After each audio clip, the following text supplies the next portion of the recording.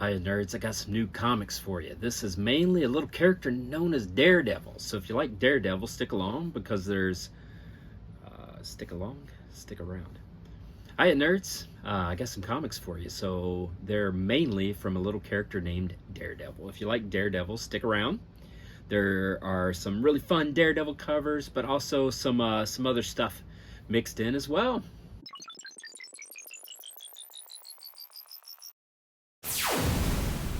Okay, I mentioned Daredevil, so here we go. Daredevil number 24. Now, I must admit, I got these comics a long time ago from a collection, and I think I mixed two collections together, so I'm not certain. I can't give you any context on where I got them and who I got them from, except that it was a little bit ago, and they were mixed, and I pulled the Daredevils that I thought was fun. A while back, I have a full run of Daredevil, all the Daredevils, and so these are duplicates for me, but these are some ones that I thought were fun. So that was 24 and 25. Now 24 is Kazar.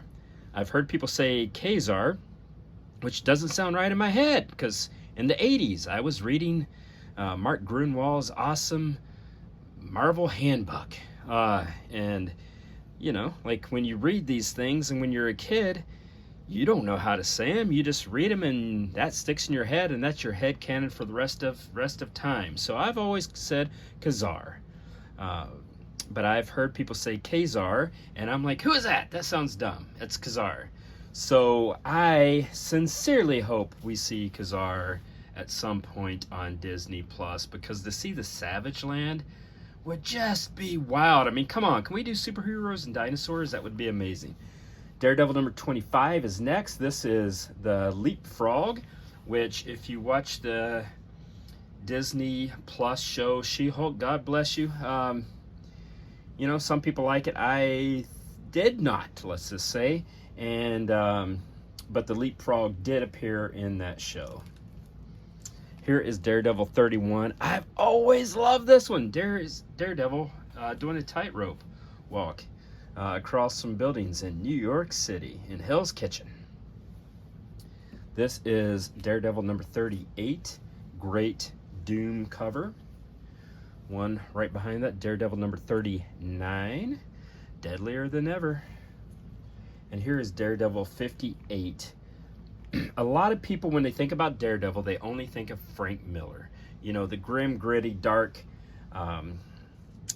guilty take on the character that people just assume has always been the character, and people just assume is the default. But when Daredevil started out, Daredevil was Stan the Man Lee and Wally Wood. And Stan the Man, as everyone knows, is not grim dark. And so Daredevil, when it started out, particularly with the great artwork by Wally Wood and the stories by Stan Lee, you had an interesting cast of characters, and you had a really fun rogues gallery. And so, you know, you'd have folks like the Stunt Master or Stilt Man or, you know, Frogman, those sort of things, those sort of characters. And so it was swashbuckling fun more than it was grimdark. But as you know, Daredevil did get grimdark, and so Bullseye was one of those characters that came in. This is the first appearance of Bullseye, 131. That is not yet Frank Miller. And then here's Daredevil 150. I think that's the first appearance of Paladin. Have no idea. You'll have to correct me in the comments. And then this is Daredevil 168 Elektra. We're now fully in the Frank Miller era. That again, a lot of people assume is the default Daredevil. But Daredevil has had a lot of eras. Daredevil even had an era where he was a buddy cop with Black Widow, and they went to San Francisco. So there's been a lot of eras of Daredevil, and this I don't think will be controversial. But, you know, it's YouTube, so somebody will argue with me. But I would say that Daredevil has never really had a sustained bad run. He's been in, what, 700 issues of a comic book, and most of his major errors were just all really good. And so a fan could read every single Daredevil issue and feel really good about themselves. Now, obviously, there's stinkers mixed throughout, and you know, some could be like, hey, how about Ann Nasodi? And I'm like, I don't know, her era was pretty good, the Typhoid Mary era and that sort of thing. So Daredevil has always just been pretty good. And this is Daredevil Annual #1. At this point, it was called King Size Special, I think. At this point, folks, just call it what it is, Daredevil Annual #1. And so that's not a Daredevil #1, but it's the next best #1, and that's just a lot of fun. Those annuals go back a long, long way. I don't know what year that is. It's the 60s, though. All right, I mentioned there were some other comics, so let's go to Avengers 85. Now, this is the first appearance of Squadron Supreme, I think. Again, if I'm wrong, correct me in the comments. Avengers 73. I always kind of love this color, the way it has kind of this blue motif and then this full color in the middle with the Black Panther. Here's number 88. I have no idea why I'm going out of order, but there we are. That is just, I mean, that's a comic book character right there. Let's take a little dip into the Hulk here. This is Hulk 256. I pulled this out just because Sabra, and again, that's in my headcanon, how you say her name. Sabra, first appearance there, and she's going to appear in some movie. I'm sure it's New World Order, Captain America New World Order, I think. Not positive. Tales to Astonish. Remember, this was a buddy cop comic of Submariner and Hulk. Here's a Marvel team up, which is a great little Spider-Man. I think that is the first appearance of the White Rabbit. Here's another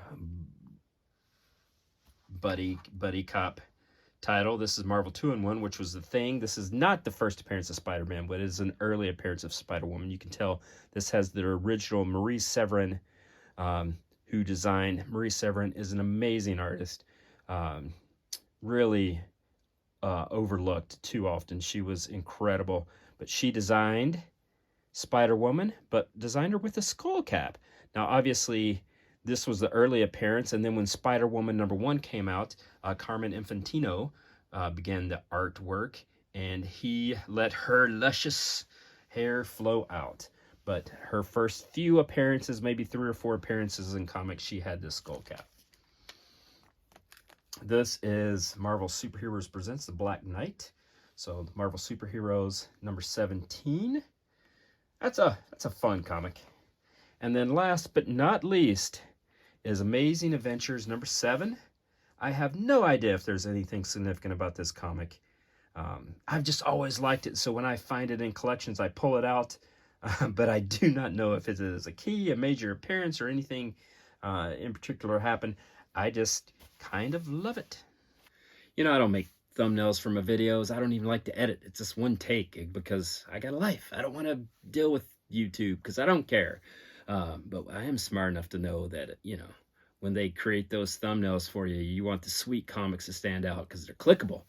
And so everyone thinks about, you know, first appearance of Bullseye, first appearance of Elektra, you know, particularly during this Frank Miller run. But man, there are some incredible Daredevil covers. So many incredible runs of Daredevils from so many different creators, beginning, you know, in 1961, 1964.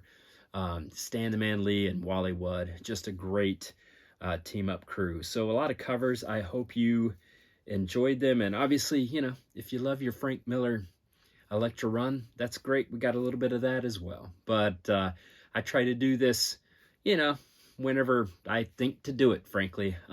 So it's not a regular drop of videos to feed the algorithm. It's just kind of when I do it. So if you like cool comic book covers and you want to subscribe and follow along, yeah, please do so.